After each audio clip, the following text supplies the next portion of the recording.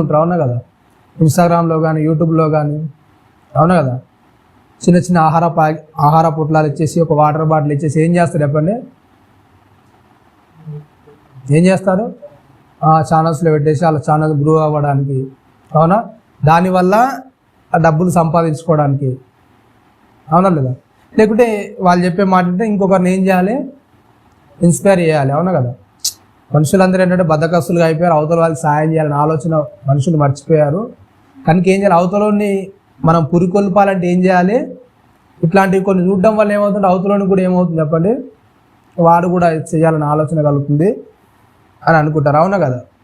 అవునా? వాళ్ళ మనసులో ఎన్ని ఆలోచన ఉంటాయో మనకు తెలియదు. కానీ ఎప్పుడైతే మన మనస్సు అనేది ఏది ఆశించకుండా, ఏది కూడా కోరుకోకుండా, అంటే దానివల్ల నాకు లాభం అవుతుంది, ఒకటి మంచి చేస్తే నాకు లాభం అవుతుంది అని ఎప్పుడైతే మనం అనుకోకుండా మన హృదయంలో ఆ స్వచ్ఛతగా మనం ఎప్పుడైతే ప్రయత్నం చేస్తామో దాన్ని బట్టి ఏమవుతుంది చెప్పండి? ఏం చేస్తాడు? దేవుడు నిన్ను గొప్ప చేస్తాడు.